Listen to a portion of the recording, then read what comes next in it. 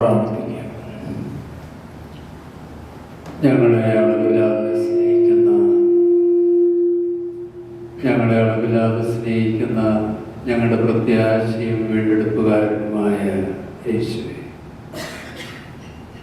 ഈ അനുഗ്രഹീത സന്ധിയിൽ അവിടുന്ന് ഞങ്ങളെ കൂട്ടിച്ചേർത്ത്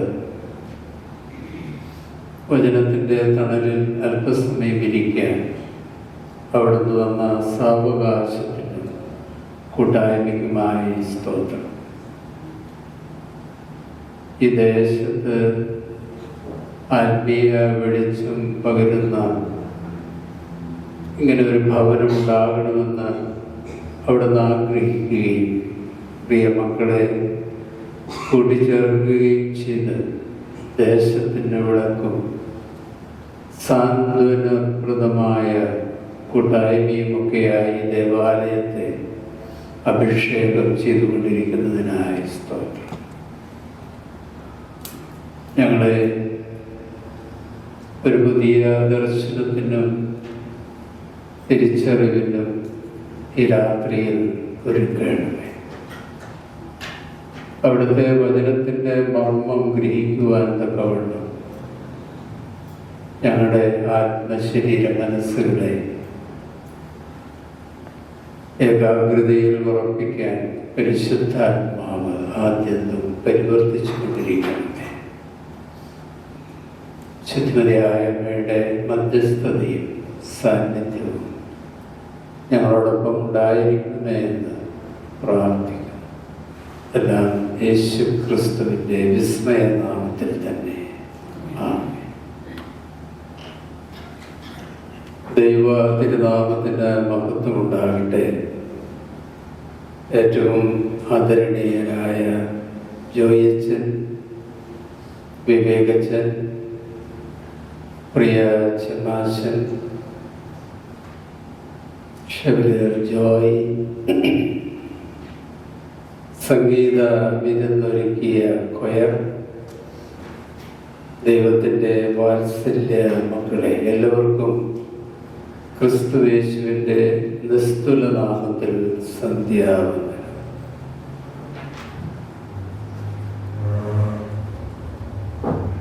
നമുക്ക് ഒരു വർഷം കൂടി ദൈവമാതാവിൻ്റെ ജനന പെരുന്നാളിനോടനുബന്ധിച്ച് 8 ദിവസം നമുക്ക് ഒരുമിച്ച് കൂടാൻ, പ്രാർത്ഥിക്കാൻ, ഉള്ളതും പങ്കുവയ്ക്കാനൊക്കെ ദൈവം ഒരുക്കി തന്ന ഈ കൂട്ടായ്മയ്ക്കായി സ്തോത്രം. ഈ ദേവാലയത്തിൻ്റെ ശൈശവ ദശയിലെ ഫയലുകൾ എൻ്റെ മനസ്സിൽ നിന്നൊരിക്കലും മാഞ്ഞു പോകില്ലെന്നാണ് ഞാൻ ചിന്തിക്കുന്നത്. അതിലെ പേജുകൾ പിറകോട്ട് മറിക്കുമ്പോൾ മനസ്സിൽ വരുന്ന ഒരു കാര്യം അല്പം ഇന്നപ്രോപ്രിയേറ്റ് ആണെങ്കിലും ഓർത്തു പോവുകയാണ്. ഈ ദേവാലയത്തിൻ്റെ അലഞ്ഞു നടന്ന സമയങ്ങളിലൊക്കെ ഇതിൻ്റെ ട്രസ്റ്റിയും ശുശ്രൂഷകനും അക്കൗണ്ടൻറ്റും സെക്രട്ടറിയുമായി പ്രവർത്തിച്ചിരുന്ന ഒരു ചെറുപ്പക്കാരനുണ്ടായിരുന്നു. മുഴുവൻ അദ്ദേഹത്തിൻ്റെ ചുമലിലായിരുന്നു അതിൻ്റെ ഭാരം. മറ്റുള്ള ആ ഇടവകയിലെ ജനങ്ങളൊക്കെ വളരെ കഷ്ടപ്പെട്ടു. എങ്കിലും വളരെ വെയിറ്റ് ബെയറിങ് ഇദ്ദേഹത്തിനായിരുന്നു. അപ്പോൾ അദ്ദേഹം എന്നോട് പറയും, ഓരോ പ്രാവശ്യവും പൊതുയോഗം വരുമ്പോൾ പറയും, അച്ഛൻ എന്നെ ഈ തവണ ഒഴിവാക്കണം, അദ്ദേഹം ജോലി ചെയ്യുന്നുണ്ട്, പഠിക്കുന്നുണ്ട്, എന്നെ ഒഴിവാക്കണം എന്ന് പറയും. പക്ഷേ അദ്ദേഹത്തെ ഒഴിവാക്കാൻ നിവൃത്തിയില്ല. കാരണം ഇത്രയധികം കോർഡിനേറ്റ് ചെയ്ത് പോകാൻ അദ്ദേഹത്തിന് കഴിയൂ എന്നെനിക്കറിയാമായിരുന്നു. അതുകൊണ്ട് പല പ്രാവശ്യം പറയുമ്പോഴും പിന്നെ ആകാമെന്ന് പറഞ്ഞു. ആരാണ് ഈ ചെറുപ്പക്കാരനെന്ന് വലിയ ആകാംക്ഷയോട് നിങ്ങളിരിക്കുന്നതിന് പകരം ഞാൻ പറയുകയാണ്, അന്നത്തെ വിവേകും ഇന്നത്തെ ബഹുമാനപ്പെട്ട വിവേക അച്ഛനുമാണ് ആ ചെറുപ്പക്കാരൻ. അവസാനം അദ്ദേഹം പൊതുയോഗത്തിൽ എരിച്ചു നിന്ന് കൈ കൂപ്പിക്കൊണ്ട് പറഞ്ഞു, ദയവായി എന്നെ ഒന്നൊഴിവാക്കണം, കാരണം ഞാൻ വളരെ പ്രഷറിലാണ് എന്ന് അദ്ദേഹം പറഞ്ഞു. അത് വല്ലാത്തൊരു പ്രതിസന്ധിയാണെന്ന് എനിക്ക് തോന്നി. അദ്ദേഹം ഇരുന്ന് കഴിഞ്ഞപ്പോൾ ഞാൻ എഴുന്നേറ്റ് കൈ കൂട്ടിക്കൊണ്ട് പറഞ്ഞു, ദയവായി 1 വർഷം കൂടി തുടങ്ങും. എനിക്ക് തോന്നുന്നു അച്ഛൻ്റെ ആ സമയത്തെ സ്ട്രെസ് ലേണിംഗ് ഒരു ഇടയത്വ ശുശ്രൂഷയ്ക്ക് വേണ്ടിയുള്ള ദൈവത്തിൻ്റെ ഒരുക്കമായിരുന്നു. ഒരുപാട് കോർഡിനേറ്റ് ചെയ്യാൻ, ഒരുപാട് കാര്യങ്ങളൊക്കെ ഓർഗനൈസ് ചെയ്യാൻ ഞങ്ങൾ ഒരുമിച്ച് ഒരുപാട് സംസാരിച്ചിട്ടുണ്ട്. വളരെ ക്ലാരിറ്റി ഉള്ള ഒരാൾ, വളരെ പേഴ്സണൽസ് ഒക്കെ ഉള്ള ഒരു പേഴ്സണാലിറ്റി. ഈ ഇടവകയുടെ കഠിനാധ്വാനം ചെയ്ത മറ്റാരെയും മറന്നുകൊണ്ടില്ല ഞാൻ പറയുന്നത്. വളരെ ചേർന്ന് നിന്ന് അച്ഛനുമായി പങ്കുവെച്ച നിമിഷങ്ങൾ ഇപ്പോഴും മനസ്സിലുണ്ട്. ദൈവ തിരുനാമത്തിൻ്റെ മഹത്വം ഉണ്ടാകട്ടെ. ബൈബിൾ പലതരത്തിലുള്ള വ്യക്തിത്വങ്ങളുടെ ഒരു മ്യൂസിയമാണ്. ബൈബിളിൻ്റെ ആദ്യം മുതൽ അവസാനം വരെ വായിക്കുമ്പോൾ നമ്മൾ പരിചയപ്പെടുന്ന വ്യക്തികൾ അനവധിയാണ്.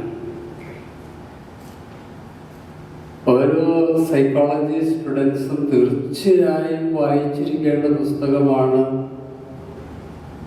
ബൈബിൾ. കാരണം ഇത്രയധികം ഒരു പേഴ്സണാലിറ്റി പ്രൊഫൈൽ ചർച്ച ചെയ്യുന്ന വേറൊരു പുസ്തകമില്ല. എല്ലാവരും വ്യത്യസ്തരാണ്, പല സ്വഭാവക്കാരാണ്. ബൈബിൾ കഥാപാത്രങ്ങളിലൂടെ നമ്മളൊന്ന് സഞ്ചരിച്ചു നോക്കിയാൽ നമ്മളെ അതിൽ കണ്ടെത്താൻ കഴിയും. നമ്മുടെ ജീവിത പങ്കാളിയെ അതിൽ കണ്ടെത്താൻ പറ്റും. നമ്മൾ വെറുക്കുന്നവരെയും നമ്മളെ മുറിവേൽപ്പിച്ചവരെയും ഒക്കെ അതിൻ്റെ അകത്ത് കണ്ടെത്താൻ പറ്റും. പക്ഷേ അവരൊക്കെ ബൈബിൾ കഥാപാത്രങ്ങളായി തുടരും. ഈ സമൂഹത്തിൻ്റെ പരിച്ഛേദമാണ് എന്ന് നമുക്ക് പറയാൻ കഴിയും. ഇതെങ്ങനെയാണ് ഇത്തരത്തിലുള്ള ആളുകളെ ഉണ്ടായതെന്ന് ചോദിച്ചാൽ, അവർ God is God of variety. വൈവിധ്യങ്ങളുടെ ദൈവമാണ് നമ്മുടെ ദൈവം. ഒരാളെ പോലെ മറ്റൊരാളെ ദൈവം സൃഷ്ടിക്കാറില്ല. ചില സാമ്യങ്ങളൊക്കെ കാണും. അതുകൊണ്ട് മനഃശാസ്ത്രത്തിൻ്റെ ആദ്യത്തെ ഡെഫിനിഷൻ കുട്ടികൾ പഠിക്കുന്നത് personality is unique pattern of train. ഓരോ വ്യക്തികളും ചില ജനിതക സ്വഭാവങ്ങളുടെ സങ്കലനമാണ്. അത്തരത്തിലുള്ള അനേകം മനുഷ്യരെയാണ് നമ്മൾ കണ്ടെത്തുന്നത്. പ്രത്യേകിച്ച് സൈക്കോളജി പഠിക്കുവാൻ തുടങ്ങിയ കാലഘട്ടങ്ങളിൽ എൻ്റെ ബൈബിൾ പുനർവായനയും എന്നെ ഒരുപാട് സഹായിച്ചിട്ടുണ്ട്. ഈ കോഴ്സിന് ബൈബിൾ ഓരോ വ്യക്തികളെയും നമ്മൾ വളരെ ശ്രദ്ധയോടെ വായിക്കുമ്പോൾ നമുക്ക് അത്ഭുതം തോന്നും. ഇതൊരു മാർവലസാണ്, ഇതൊരു റേഞ്ചാണ് അവരുടെയൊക്കെ വ്യക്തിത്വം. 2 വ്യക്തികളെ ഈ രാത്രിയിൽ പരിചയപ്പെടുത്തി പെട്ടെന്ന് അവസാനിപ്പിക്കാമെന്നാണ് ഞാൻ ആഗ്രഹിക്കുന്നത്. അതിലൊന്ന് പത്രോസാണ്.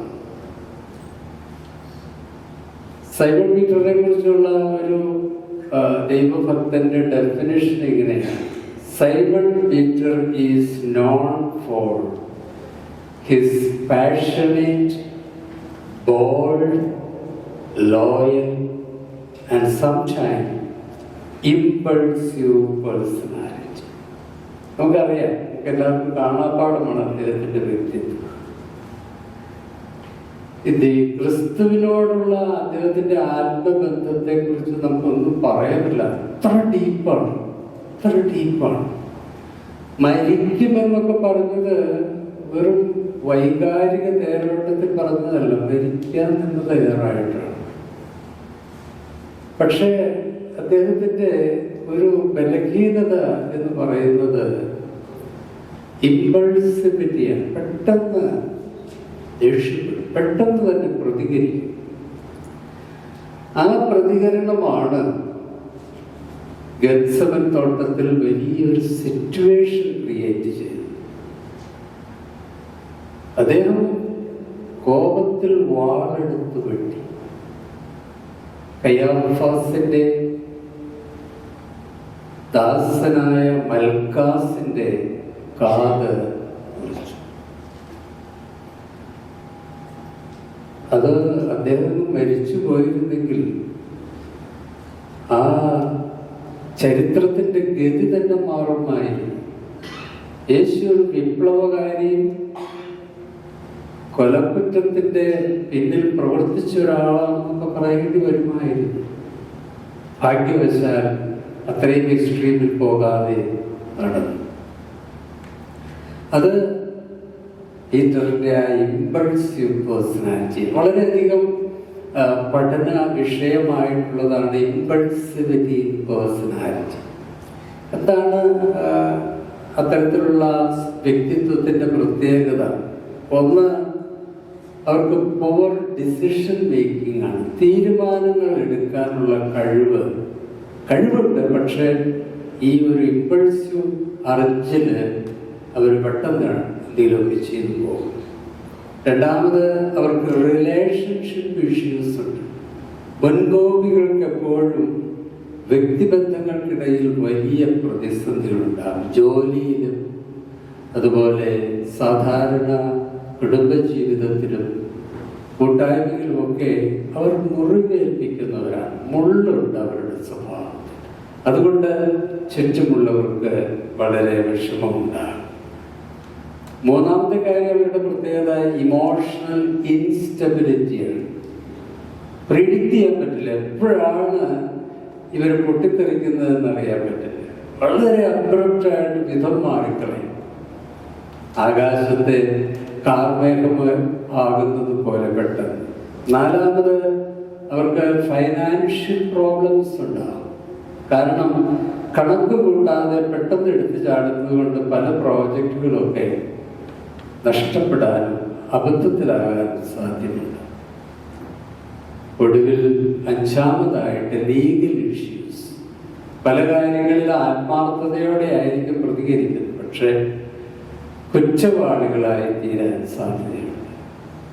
ലോകത്തിലെ കാരാഗ്രഹങ്ങളിലൊക്കെ കിടക്കുന്ന, ജയിലിൽ കിടക്കുന്ന ആളുകൾ basically they are good people. പക്ഷെ ഒരു ഇമ്പൾസിവിറ്റിയാണ് അവരെ അതിലേക്ക് പ്രേരിപ്പിച്ചു.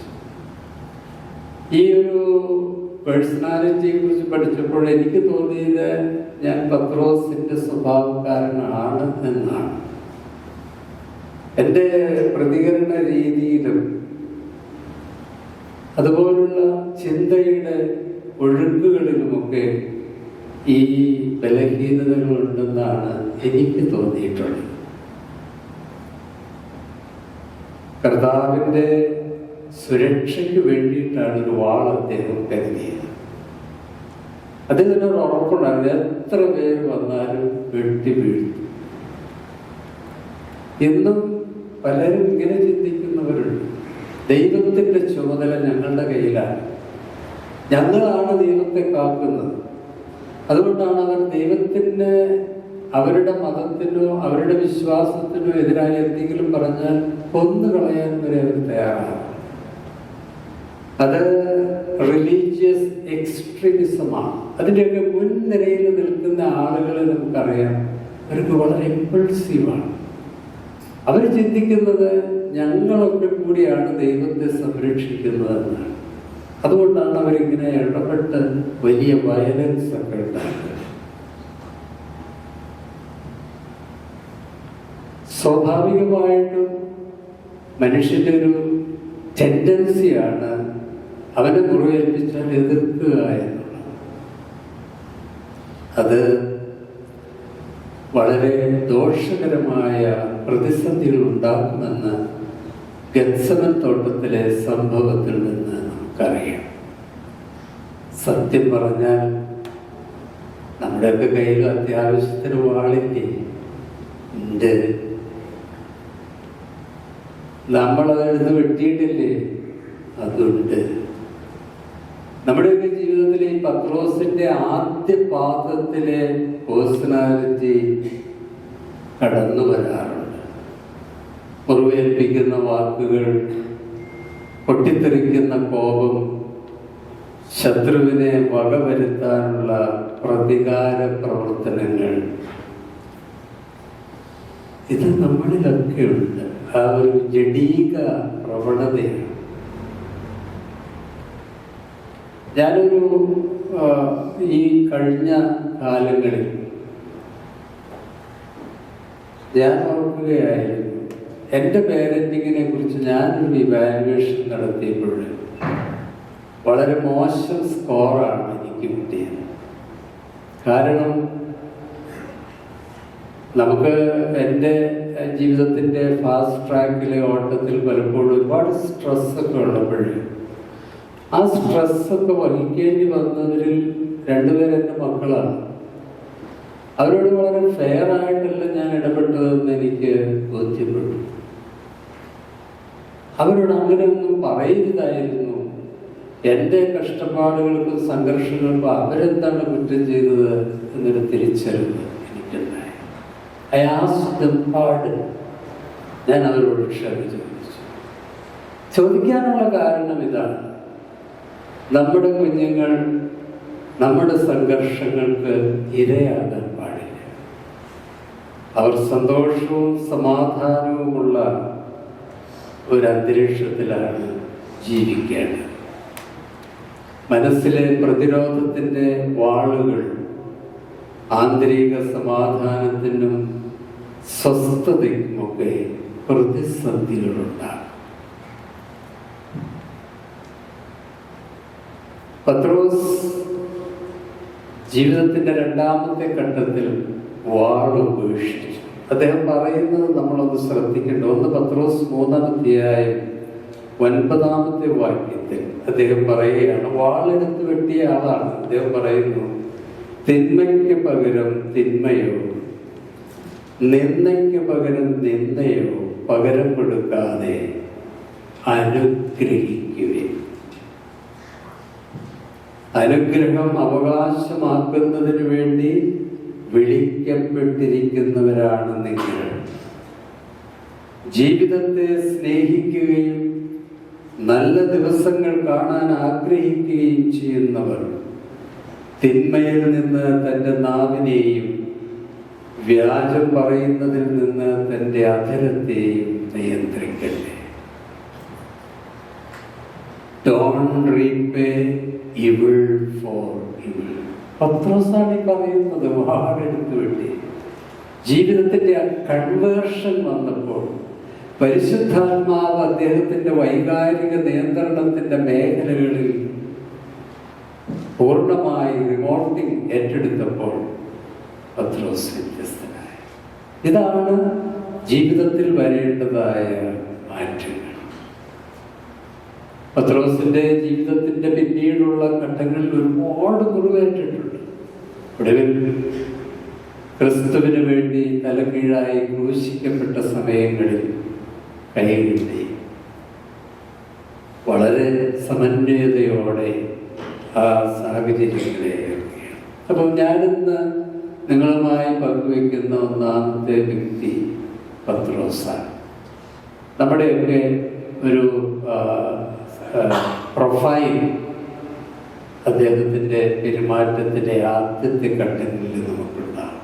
രണ്ടാമത് ഞാൻ പരിചയപ്പെടുത്തുന്നത് നിങ്ങൾക്ക് വളരെ സുപരിചിതയായ ഒരു ശ്രീരത്നമാണ്, മേരി മാതാ.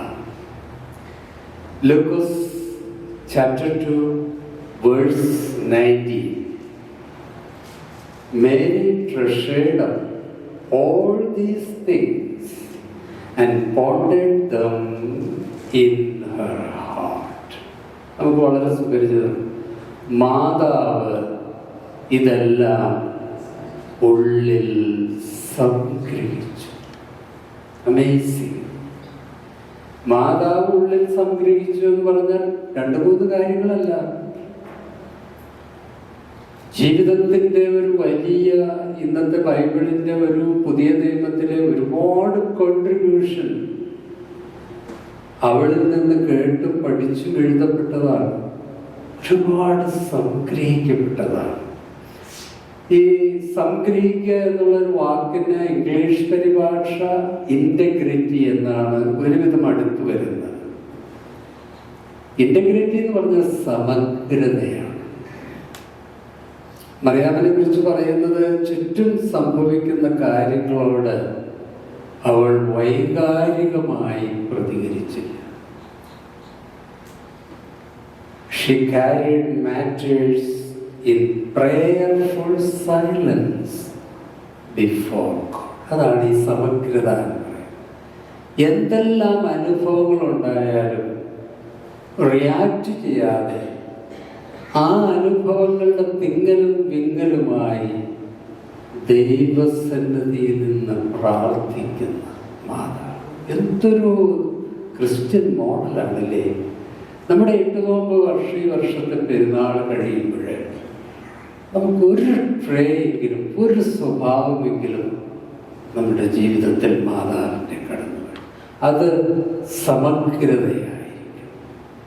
ഉള്ളിൽ പൂർണ്ണമായി നിലനിർത്താൻ കഴിയുന്ന ഒരു സ്വഭാവം. കാര്യങ്ങൾ ഹൃദയത്തിൽ സംഗ്രഹിക്കുന്നതിൻ്റെ ആ ഒരു സിദ്ധി മേരി മാതാവ് നമുക്ക് പറഞ്ഞു തരുന്നുണ്ട്. അത് പഠിക്കാനുള്ള ഒരു കാലഘട്ടം കൂടിയാണ് 8 നോമ്പ്. എങ്ങനെയാണ് നമ്മൾ കാര്യങ്ങൾ ഉള്ളിൽ സംഗ്രഹിക്കുന്നത് എന്ന് നമുക്ക് മേരിയിൽ നിന്ന് പഠിക്കും. പേരന്റിങ്ങിൽ വളരെ ആവശ്യമുള്ള ഒന്നാണ് സംഗ്രഹിക്കാനുള്ള കഴിവ്. കുട്ടികളുടെ തെറ്റും അനുസരണക്കേടും നമ്മെ പലപ്പോഴും നിരാശപ്പെടുത്താറുണ്ട്. നമുക്കെപ്പോഴും വളരെ ഡിമാൻഡിങ് ആണ് പേരന്റിങ് റോളിൽ. നമ്മുടെ ഒരു ഓറിയന്റൽ പേരന്റിങ് സ്റ്റൈലാണ് നമ്മളെപ്പോഴും കീപ്പ് ചെയ്യുന്നത്. ഒരു പ്രാവശ്യം പറഞ്ഞാൽ കേട്ടിരിക്കണം, അതനുസരിച്ചിരിക്കണം, പിന്നെ അത് ആവർത്തിക്കരുത്. അങ്ങനെ ഒരുപാട് നിയമങ്ങൾ നമ്മുടെയൊക്കെ മനസ്സിലുണ്ട്. കുഞ്ഞുങ്ങളാണെന്നും നമ്മുടെ പ്രായത്തിനനുസരിച്ച് അവർ ചിന്തിക്കണമെങ്കിൽ ഇനി 30-40 വർഷങ്ങൾ അവർ കഴിയണമെന്നൊന്നും നമ്മൾ ചിന്തിക്കില്ലേ. നമ്മൾ പെട്ടെന്ന് വയലന്റാണ്, ദേഷ്യപ്പെടും. അത് അവരെ നിരാശപ്പെടുത്തും. പരുഷമായിട്ടുള്ള പ്രതികരണം പലപ്പോഴും കുഞ്ഞുങ്ങൾക്ക് നമ്മളുമായുള്ള ട്രസ്റ്റ് നഷ്ടപ്പെടും. മനസ്സുകൊണ്ട് അകന്നു പോകുവാനുള്ള ഒരു ടെൻഡൻസി ഉണ്ടാകും. പല കാര്യങ്ങളും ഉള്ളിൽ സംഗ്രഹിച്ചാൽ മതി. നമുക്ക് കുട്ടികളെ തിരുത്തരുതെന്നോ, കുട്ടികളെ ശാസിക്കരുതെന്നോ, ശിക്ഷിക്കരുതെന്നോ എന്നുള്ള അർത്ഥത്തിലൊന്നല്ല ഞാൻ പറയുന്നത്.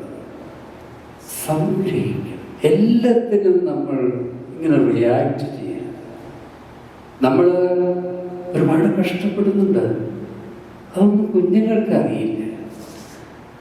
അവർക്കെപ്പോഴും വേണ്ടത് മാതാപിതാക്കളുടെ പ്രസന്നമായ മുഖം. കാരണം ജീവിതത്തിലെ കളിയും തമാശയുടെയും ഒരു കാലഘട്ടത്തിലാണ് അവരിപ്പോൾ. നമ്മൾ വളരെ സീരിയസ് ആയിട്ടുള്ള മോളാണ്. അവിടെ എങ്ങനെയാണ് പ്രതികരിക്കേണ്ടത് എന്നുള്ളതിനെ കുറിച്ച് മേരി മാതാവാണ് നമ്മുടെ ഏറ്റവും വലിയ model. She treasured everything in her heart.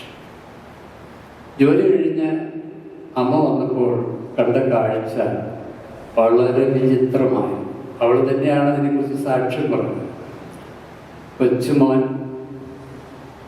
മനോഹരമായ വീടിൻ്റെ ഭിത്തികൾ എന്തൊക്കെയോ കുത്തി വരച്ചിരിക്കും. അത്ര ലിവിംഗ് റൂമിൻ്റെ ആ മനോഹാരിതയിൽ സെറ്റ് ചെയ്തിരിക്കുന്ന ഭിത്തിയിലെല്ലാം കുത്തി വരച്ചിരിക്കും. ആദ്യം തോന്നിയത് പിടിച്ചിട്ട് അടി കൊടുക്കാനാണ്. കാരണം അത്ര സ്ട്രെസ്സൊക്കെ കഴിഞ്ഞ് വീട്ടിലേക്ക് വന്നു. നശിപ്പിച്ചില്ലേ വീട്? എന്തിനു കൊള്ളയത്? ഇതെങ്ങനെ നന്നാക്കും എന്നൊക്കെ പറയണമെന്നാണ് തോന്നിയത്. പക്ഷേ മനസ്സിലങ്ങ് ഒതുക്കിയിട്ട് വരച്ചിലേക്കൊക്കെ ഇങ്ങനെ കുറേ നോക്കി. ചെലന്തി വലകൾ, അതിൻ്റെ ഇടയ്ക്ക് എമ്മുണ്ട്, അതിൻ്റെ ഇടയ്ക്ക് ഐയുണ്ട്, കുറച്ചൊക്കെ അക്ഷരങ്ങളുണ്ട്. മുഴുവൻ കുത്തി വരച്ചിട്ടുണ്ട്. കുറെ നേരം അതിലേക്ക് നോക്കിയിട്ട് കുഞ്ഞിനോട് ചോദിച്ചത്, എന്താ നീ എന്തായി കാണിച്ചു വെച്ചിരിക്കുന്നത്? അവൻ പറഞ്ഞു, ഞാൻ എഴുതിയതാണ്. എന്തെഴുതി? ബുക്കില്ല എഴുതാൻ.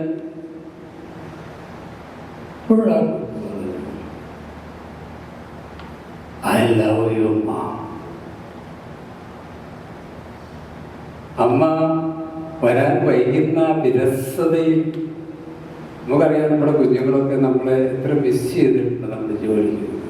ആ വിരസതയിൽ വീട്ടിൽ നിന്ന് ജോലി ചെയ്യുന്ന പിതാവ് അകത്തിരിക്കുമ്പോൾ ഏകാന്തതയിൽ I love you, Mom.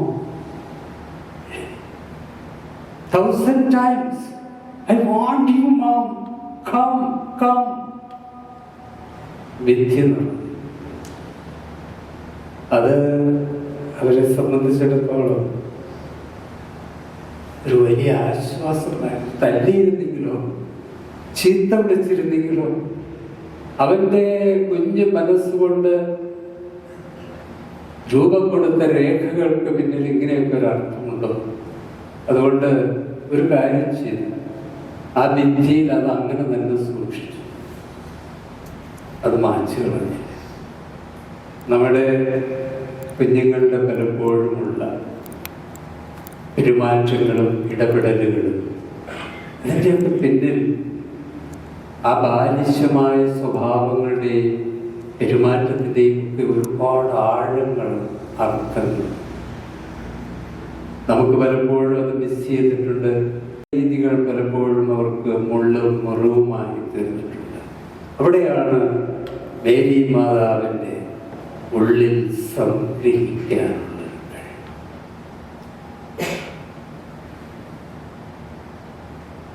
എഫെസ്യ ലേഖനത്തിൽ പൗലോസ് അപ്പോസ്തലൻ ഒരു മനോഹരമായ ഉപദേശം നൽകിയിട്ടുണ്ട്.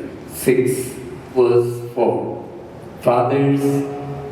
ഫാദേഴ്സ് എന്ന് പറഞ്ഞെങ്കിലും രണ്ടുപേരെയും കൂട്ടിയാണെന്നാണ് ഞാൻ ഉദ്ദേശിക്കുന്നത്. Fathers and mothers, do not provoke your children to anger, but bring them up in discipline and instruction of God. കുട്ടികളെ പ്രകോപിപ്പിക്കരുതെന്നാണ് സഹസ്രാബ്ദങ്ങൾക്ക് മുമ്പ് പൗലോസ് അപ്പോസ്തലൻ പറയുന്നത്. കർത്താവിൻ്റെ ശിക്ഷണത്തിൽ അവരെ ട്രെയിൻ ചെയ്യും. കർത്താവിൻ്റെ ശിക്ഷണ രീതി എന്താണ്? വെട്ടലും ഒച്ചയെടുക്കലും ബഹളമൊന്നുമല്ല. നമ്മളെയൊക്കെ ദൈവം സഹിച്ചു എന്നൊക്കെ പറയുന്നത് എന്തൊരു അത്ഭുതമാണ്. നമ്മുടെ വീഴ്ചകൾ, നമ്മുടെ പതർച്ചകൾ, നമ്മുടെ വികാരാവേശങ്ങൾ ഇതൊക്കെ കണ്ടിട്ടും സ്വർഗത്തിലെ അപ്പൻ ശാന്തമായിരുന്നില്ലേ? അതേപോലെ ഒരു വിസ്മയകരമായ ഒരു ഉൾക്കൊള്ളലോടെ അവരെ സ്നേഹിക്കും. മാതാവിൻ്റെ ഉള്ളിൽ ഗ്രഹിക്കുവാനുള്ള, സംഗ്രഹിക്കുവാനുള്ള ആ ഒരു വലിയ മനസ്സ് പേരന്റിങ്ങിൽ നമുക്കുണ്ടാകുക എന്നുള്ളതാണ് അതിൻ്റെ ഒരു ചലഞ്ച്. ഒരിക്കലും എളുപ്പമുള്ള ഒരു ജോലിയല്ല ദൈവം ഏൽപ്പിച്ചിരിക്കുന്നത്. ദൈവത്തിൻ്റെ നിയോഗങ്ങളിലെല്ലാം സഹനങ്ങളുണ്ട്. അതിൽ ഏറ്റവും കൂടുതൽ സഹനം പേരന്റിങ്ങിലാണ്. നമ്മുടെയൊക്കെ ജീവിതത്തിൻ്റെ എന്തുമാത്രം സംഘർഷങ്ങളും കണ്ണുനീരും വേദനകളും നൊമ്പരങ്ങളുമാണ് ദൈവമേൽപ്പിച്ച ഈ പേരന്റിങ്ങിന് വേണ്ടി നമ്മൾ ചെലവഴിച്ചത്. നമ്മളൊരുപാട് പഠിച്ചതും നമ്മുടെ സ്വഭാവത്തിൽ ഒത്തിരി രൂപാന്തരങ്ങൾ വന്നതും അവിടെയാണ്. മാതാവിൻ്റെ അത്ഭുതകരമായ സമഗ്രത, ഉള്ളിൽ സംഗ്രഹിക്കാനുള്ള കഴിവ് നമുക്ക് ഈ 8 നോമ്പിൻ്റെ ദിവസത്തിൽ കൂടുതൽ ദൈവം നൽകട്ടെ. അത്ഭുതകരമായ ടോളറൻസ്, അക്കോമഡേറ്റീവ് മൈൻഡ് ദൈവം തരട്ടെ എന്ന് നമുക്ക് പ്രാർത്ഥിക്കാം. രണ്ടാമത്, മാതാവിൻ്റെ സമഗ്രത കൂടുതൽ ആവശ്യമായി വരുന്നത് ദാമ്പത്യ സൗഹൃദത്തിലാണ്. ദാമ്പത്യത്തിൽ സമഗ്രതയുടെ പ്രാധാന്യം വളരെ വളരെ കൂടുതലാണ്. പലപ്പോഴും നമ്മൾ വിവാഹ കുദാശയിൽ പറയാറുണ്ട്, അല്ലെങ്കിൽ അതിന് ശേഷമുള്ള ആശംസകളിലൊക്കെ പറയാറുണ്ട്, ഇനി ഇവർ രണ്ടല്ല ഒന്നാണ്. ഇനി ഇവർ രണ്ടല്ല ഒന്നാണ്. അത് ഒരു ഉദ്ദേശത്തിലാണ്. ദൈവമേൽപ്പിച്ച നിയോഗങ്ങളുടെ ഒരേ ലക്ഷ്യത്തിലേക്ക് പോകുന്നു എന്നുള്ളത് കൊണ്ടാണ് അവർ ഒന്നെന്ന് പറയുന്നത്. അവരൊന്നല്ല, അവർ രണ്ട് തന്നെയാണ്.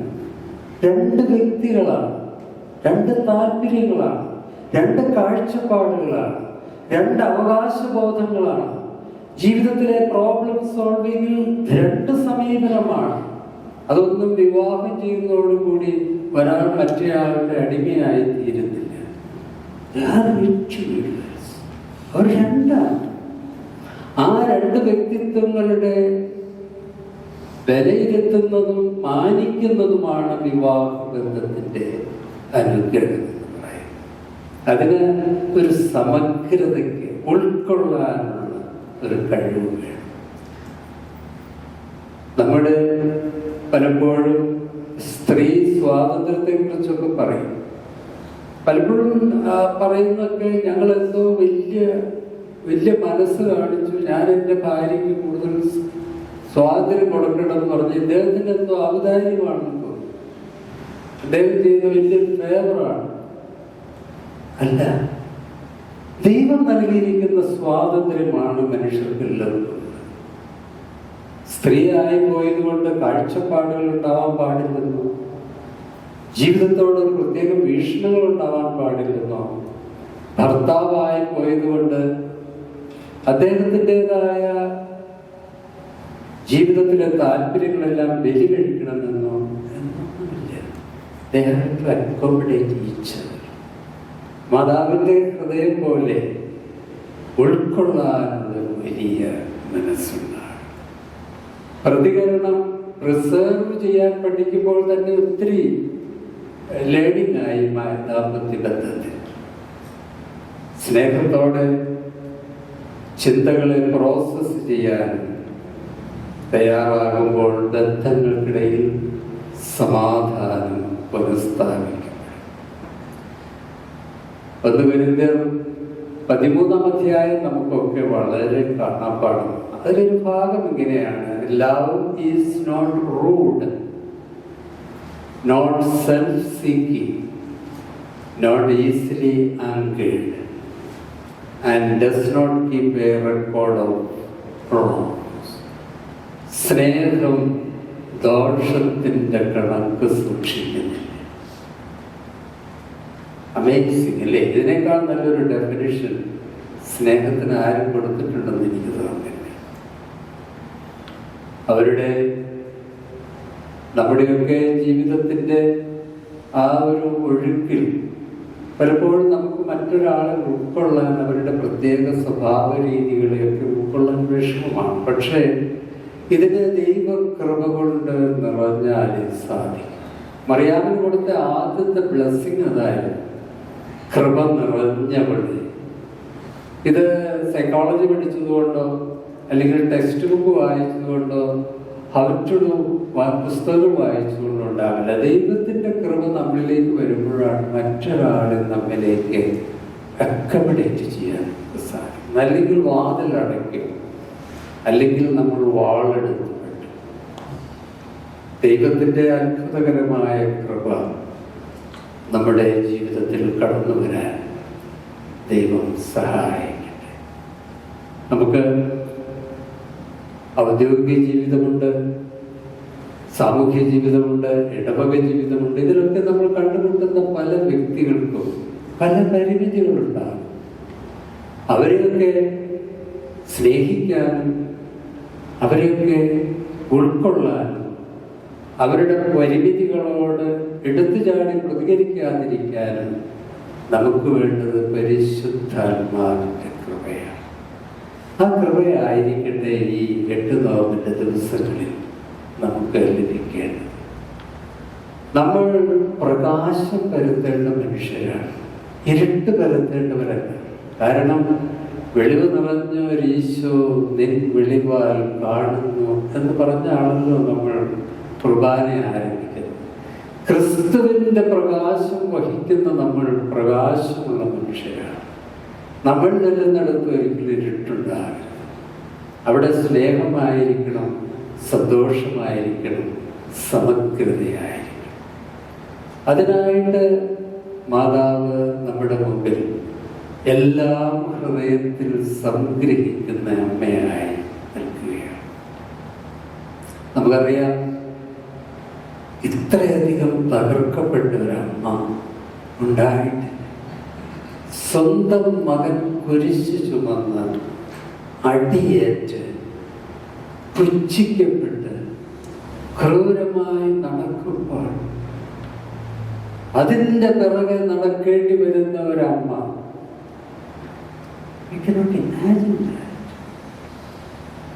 അത് ഉള്ളിൽ സംഗ്രഹിച്ചു.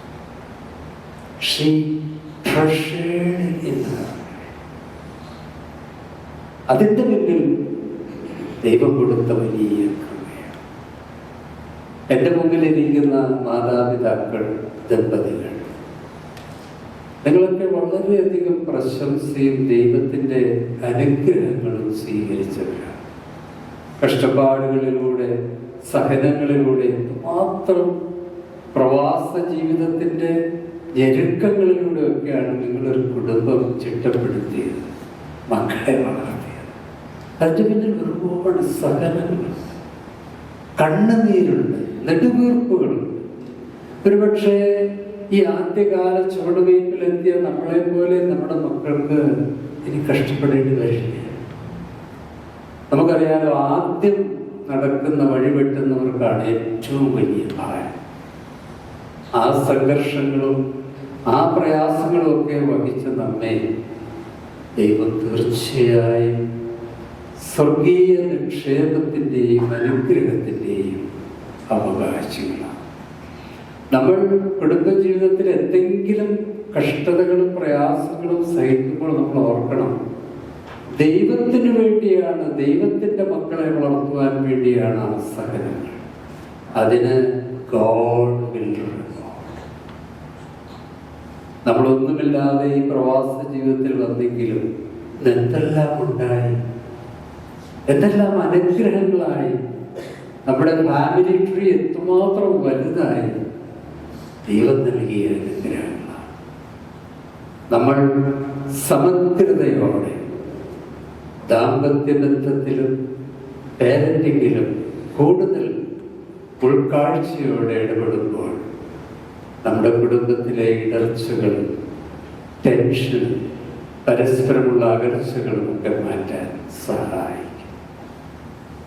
We can ask God, have a heart that can treasure everything, every adversities.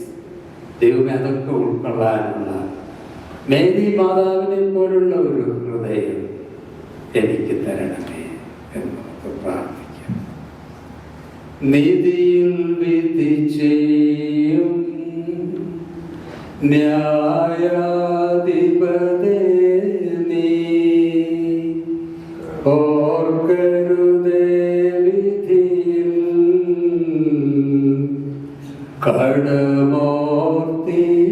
കടമോർത്തിടരുതേ ബലഹീനത നീക്കി തുണ ചെയ്യുക നാഥ രാപകലടിയങ്ങൾ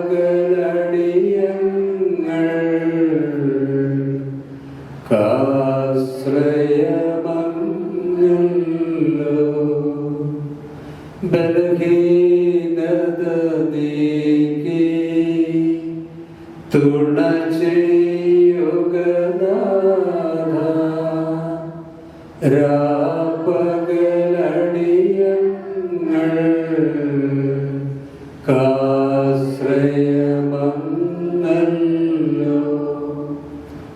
ജീവിത സായാഹ്നത്തിൽ രോഗങ്ങളും ഒറ്റപ്പെടലുകളും നമ്മുടെ ജീവിതത്തിൽ കടന്നു വരുമ്പോൾ, നാശനഷ്ടങ്ങളുടെ നടുവിലൂടെ നടക്കേണ്ടി വരുമ്പോൾ, ശുദ്ധിമതിയായ അമ്മയെ പോലെ തളരാതെ ക്രിസ്തുവിലുള്ള ദൈവത്തിലുള്ള വിശ്വാസത്തോടെ മുന്നോട്ട് പോകാൻ നമ്മുടെ സഭാപിതാക്കന്മാർ എഴുതിയ മനോഹരമായ 4 വരികളാണ്. ബലഹീനത നീക്കണം, തുണ ചെയ്യണം, പരിശുദ്ധാത്മാവിൻ്റെ അനുഗ്രഹം ഉണ്ടാകണം, രാവും പകലും അതുണ്ടാകും. നമുക്ക് പ്രാർത്ഥിക്കാം. Let me conclude for our children. Let us learn from Mother Mary's integrity.